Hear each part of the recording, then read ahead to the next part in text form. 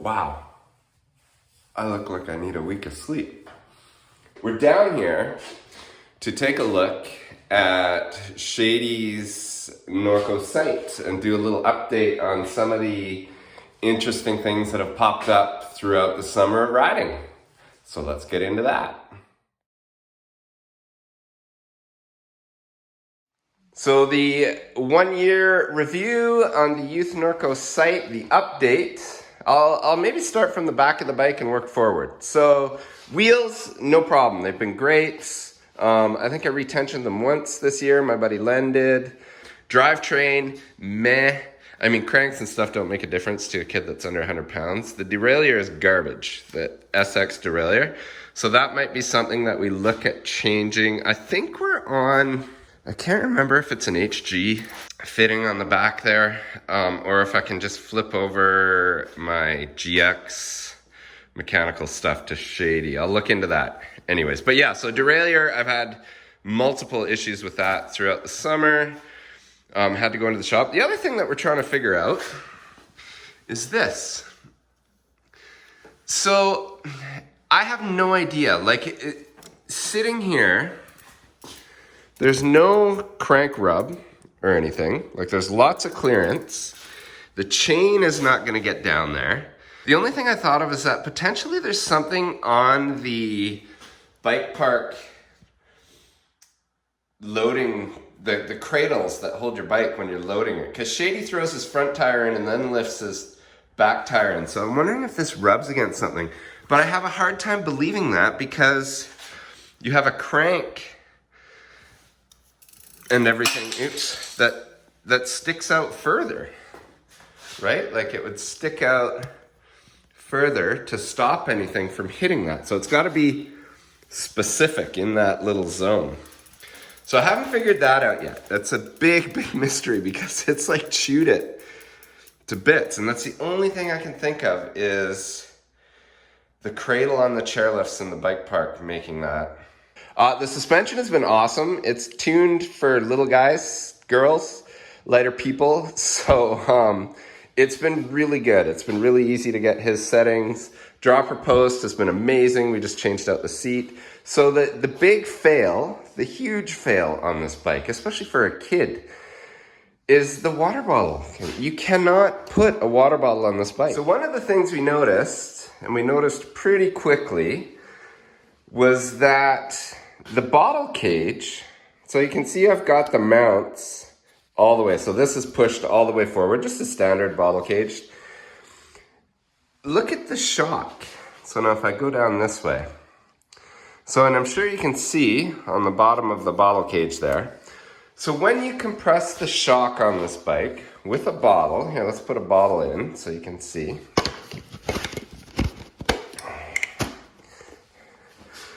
The shock hits the cage and the bottle. So what was actually happening at Shade's bike camp, I was overhearing a couple of parents talking, a couple other kids had this bike, and the coaches were actually having to run around and find lost water bottles all day.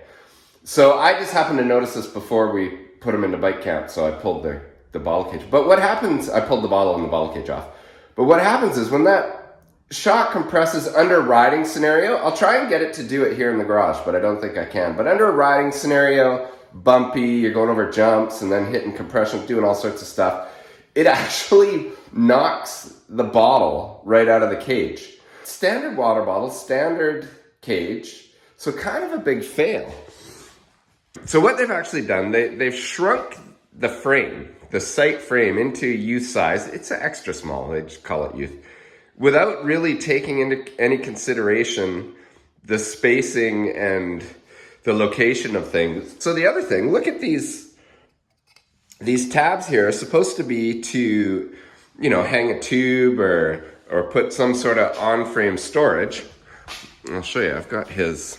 So this is, I've got a 1-up EDC strap, just with his tube, which lives in here. There's not a chance that anything is gonna fit under there. Not a chance. So yeah, so here, take a look. Let's see if we can get it to pop. It might not pop out, because I think you need a lot of other factors, but oh yeah, you can hear it though, right?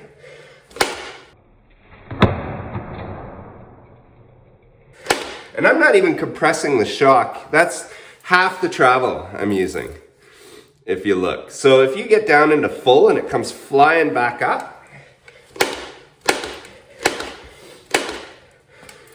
Okay, so there's that one design flaw. Standard water bottle, standard cage, pushed up as far as it can go, still smashes on the dial, on the trunnion mount shock. So I'll show you what I've bought to hopefully take care of that. I haven't tried it yet, so we'll see if it works here in this video.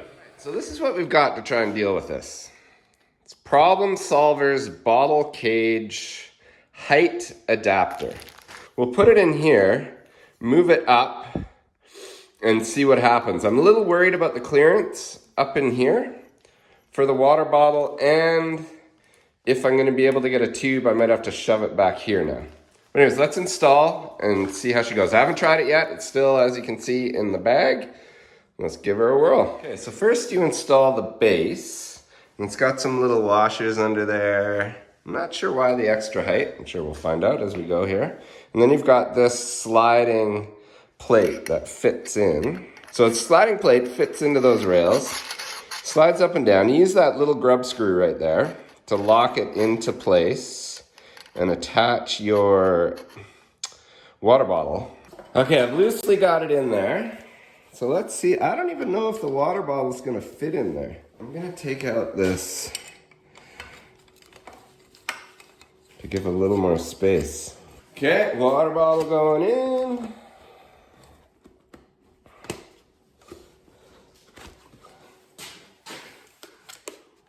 Yeah, it fits worse. And so the reason it fits worse, look at it. I don't know if you guys can see this. Here, hang on, let me take you off the bike. So check that out. It actually fits worse.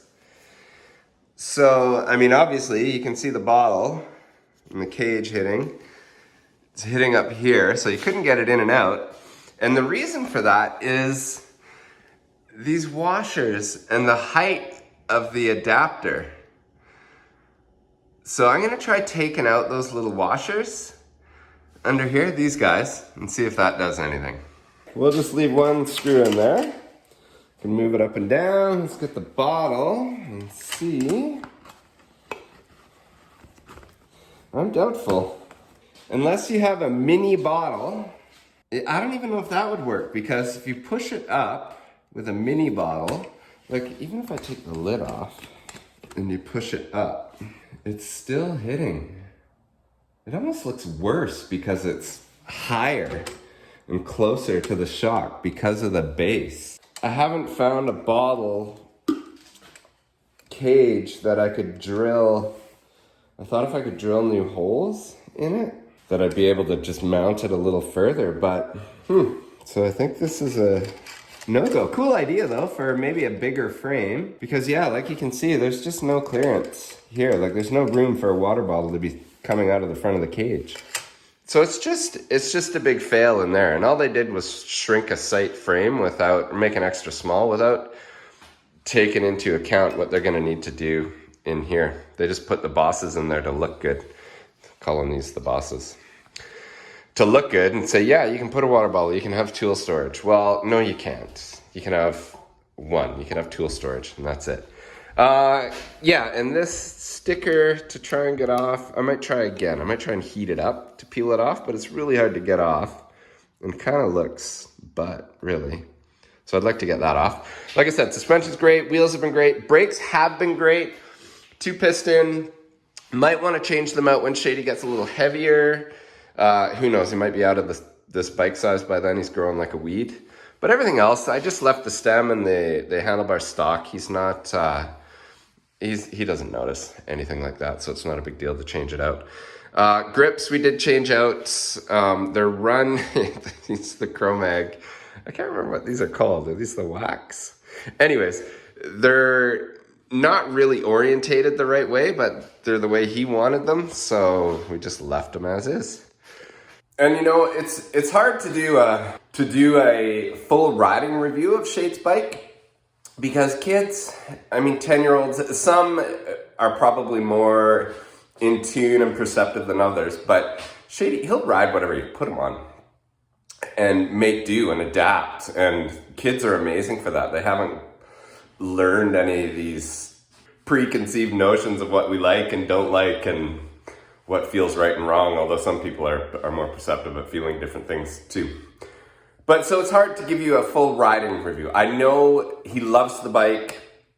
The Geo, to me, watching him ride, it's changed a bit. He's got more confidence, but also it's hard to say if that's just not coming from skill and riding your bike more. The Geo, I think, lets him get away with a few things, a little more than his Reaper did, with the slack head angle and longer wheelbase, bigger wheels. That's the kind of 1 year update on this. And it's been an amazing bike. The Geo is awesome. The whole giant big fail is this zone right here, which is a pretty big deal for kids. It just means I have to carry around water for him, or he's got to wear a backpack with hydration in it, because if they're in bike camp all day, they need hydration. But thanks for tuning in, you guys. I will do another update. If I manage to think of anything, find a mini bottle, mini holder. I'm not sure what I'm going to do.